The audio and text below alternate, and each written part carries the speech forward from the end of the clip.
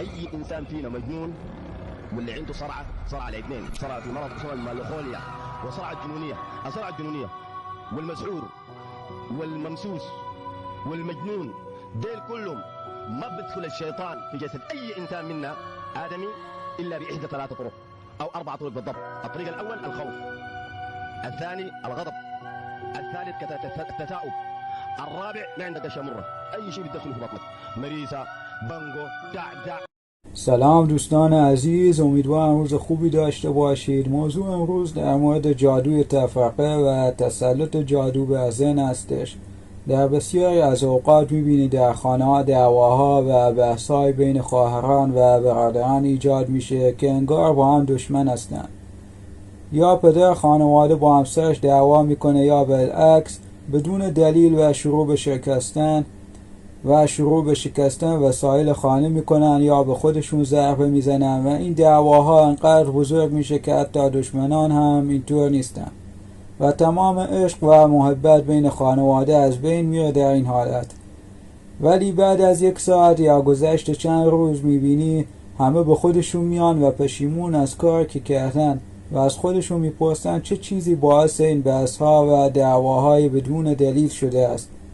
و اگر از آنها بپرسی چرا این کار کردین، میگن به اراده و اختیار خودمان نبود که این کارهای انجام دادیم.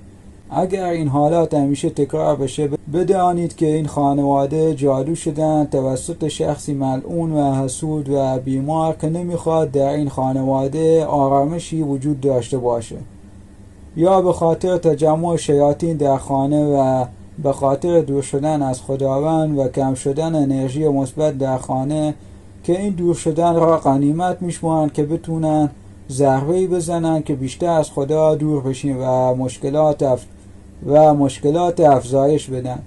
این جادو یا موکلین این جادو بر ذهن افراد خانواده تأثیر میذارن از طریق افکار منفی و بدگمانی هایی که هیچ وقت وجود نداشتن یا خاطراتی از گذشته شخص به یادش میان و شروع به شاخ و برگ دادن به اون خاطره میکنن و هزار بدگمانی و اشتباه در اون میذارن که بله فلان روز که این کار و رفتار باعث شد به این دلایل و این کار بوده و به خاطر سعادت و دشمنی کار کرده، این نقشه بوده، این توطئه بوده و یه جور برات در افکار داستان نویسی میکنن و تو فکر میکنی آره درسته، به خاطر این دلایل اینجور رفتار کردن، به خاطر فلان چیز اینطور گفتن، در صورتی که این الهامات شیطانی هستش که برای دشمنی و کدورت انجام میدن و شب و روز بهت مسلط میشن تا زمانی که توانی برای تحمل این افکار نداری و با کوچکترین چیز عصبانی میشی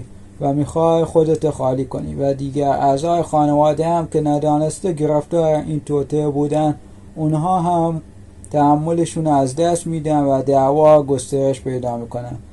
حتی این داستان نویسی از طریق خوابها منتقل میشه و خوابهای عجیب و دروغ در خواب برات درست میکنن که در خانواده درگیر هستی یا کمبود داری یا بی احترامی کردن بهت، چون این افکار و الهامات در خواب تأثیر بیشتر بر ناخودآگاهت میذاره و درون بهتر نفوذ میکنه و همیشه همراهت باقی میمونه.